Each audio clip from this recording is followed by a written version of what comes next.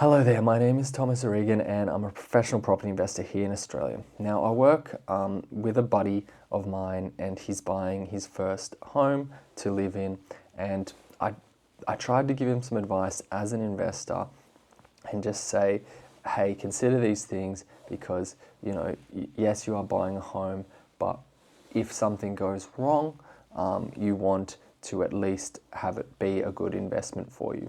Okay, so let me just lay it out. My friend is buying a home in a regional area, and there's nothing wrong with this on its own, but the problem is that I've highlighted for my friend is he's buying a home in a regional area at a very high price, or at the top of that market, right? What do I mean by that? I don't mean at the top of the market cycle. I mean at, say, the median house price in the area is 350,000. He's buying it for 430,000, for example, right? So basically, there's the problem with doing that is buying the properties at if you look at a suburb and you are looking to make a low risk investment, look at that suburb. And if you look at all comparable 3-bedroom properties, if you want to de-risk it as much as possible, you want to buy at the lower end of what all those properties are selling for, because the alternative is you buy at the upper end of what all those properties are selling for. And if the median house price in the area is 350,000, and you're buying it for 450,000, there's not many people that are comfortable with spending that much money in the area. So it's a very risky place to be, right? So here's an example of how you could de-risk that.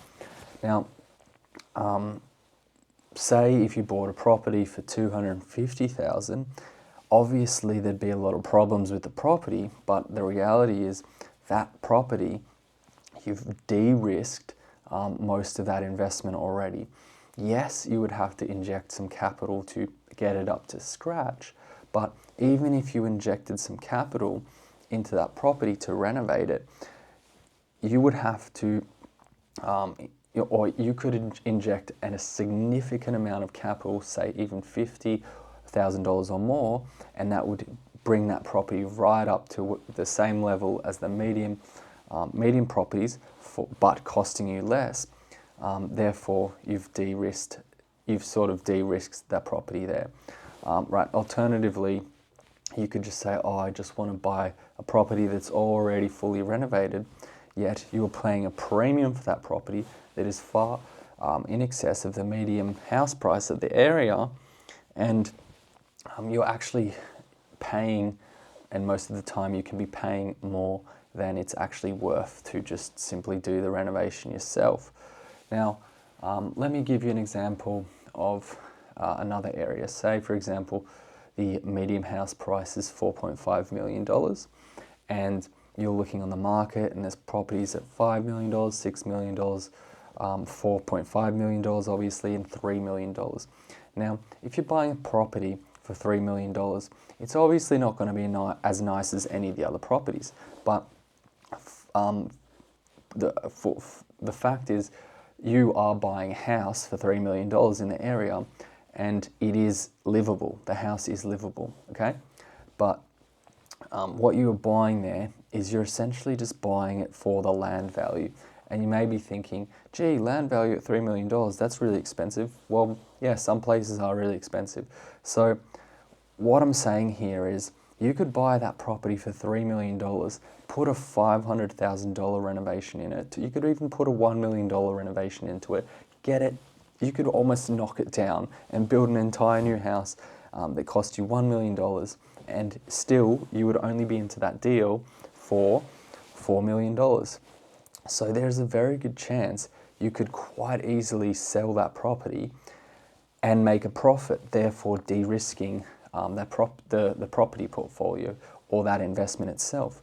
Alternatively, you could go and just, if you had the capacity, buy a property for $6 million because it's nice and new, fully renovated, the issue there is if the market flips, it turns, or if that price point becomes unaffordable for some reason because there's an economic downturn at $6 million, for example, you buy a fully renovated new house already at $6 million, then there's a very good chance, although the property, yes, it is renovated, it's going to drop in value. So you're in a riskier position buying the new renovated property at a higher price point. Whereas that same $3 million property you could purchase, it most likely would have continued to grow or just held its value because the price is already so low compared to what's normal in the area. Hopefully that makes sense. And the point of this little video was do not overcapitalize on your investments. And what that means is do not overspend on your investments when it comes to renovation especially. Bye.